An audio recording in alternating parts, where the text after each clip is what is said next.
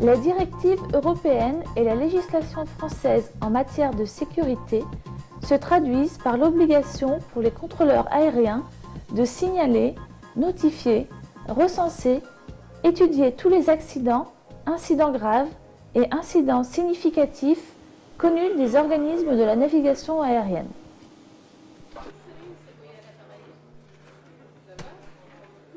Ces mesures s'inscrivent dans l'esprit d'un retour d'expérience individuelle et collectif. À cette fin, une fiche harmonisée sur le plan national appelée FNE, fiche de notification d'événements, est mise à disposition des contrôleurs. Chaque jour, des événements plus ou moins importants viennent émailler le travail sur les secteurs. Chaque incident vécu en salle de contrôle doit faire l'objet d'une fiche, par exemple, un événement TICAS,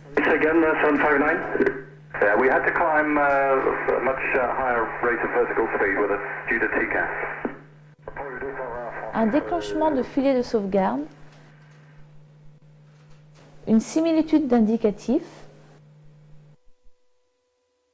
un incident grave de coordination. Ajoutons également que les propositions, suggestions et remarques diverses peuvent faire l'objet d'une fiche. Chaque mois, environ 150 fiches sont rédigées. La variation du nombre de fiches déposées d'une année à l'autre est liée à des événements particuliers survenant au CERENA, comme la mise en place d'une nouvelle sectorisation, de la RVSM ou du 833. Tout d'abord, un cadre réglementaire nous oblige à notifier les événements en salle de contrôle.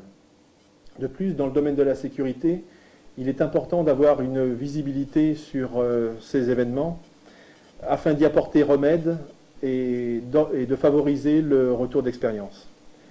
Il faut être précis sur le contexte.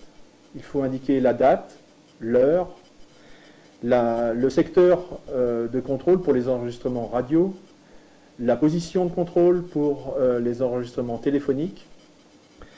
Le nom du rédacteur sert à adresser une réponse à l'intéressé et ne remonte pas à l'échelon national. Il faut décrire aussi précisément que possible l'événement et ne pas oublier le verso de la fiche en cas d'événement TICAS. Les strips originaux seront agrafés sur la fiche de notification d'événement. Celle-ci sera remise au chef de salle afin qu'il effectue des sauvegardes de données nécessaires à l'analyse. Le chef de salle effectue les actions nécessaires à la sauvegarde des informations qui permettront l'étude de l'événement par la subdivision concernée, XFPL, LPLN, vidage STR. Puis, il classe la FNE dans le tiroir départ service exploitation. Chaque jour, l'IPE récupère les fiches après le briefing d'équipe et les transmet au secrétariat exploitation. Le secrétariat leur affecte un numéro mensuel. Les fiches sont ensuite adressées à la subdivision qualité de service. S'il s'agit d'un incident de circulation aérienne, les données de la fiche sont enregistrées dans un cas. Un cas est une base de données dans laquelle sont consignés tous les événements qui se produisent en salle de contrôle, quelle que soit leur source. Une FNE, le registre chef de salle, un ASR, une reconnaissance à distance, un dossier d'alerte, un mail venant d'un centre adjacent, que ce soit une DAC, une grande approche ou un CRNA adjacent. Ce peut être aussi un courrier venant d'une compagnie. Un cas est installé dans tous les CRNA, les DAC et les approches. Une base nationale est au CESNAC à Bordeaux. Un cas sert à des fins statistiques. Elle permet d'avoir une visibilité sur les divers événements qui se produisent en salle de contrôle. Elle sert à organiser le retour d'expérience et à documenter l'information. La subdivision étudie la fiche originale, y répond lorsqu'elle est directement concernée, ou la transmet à une autre subdivision ou service susceptible d'y répondre.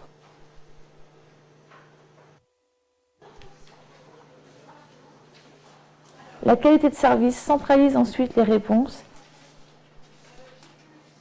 archive une copie, envoie le résultat au chef de service et au rédacteur.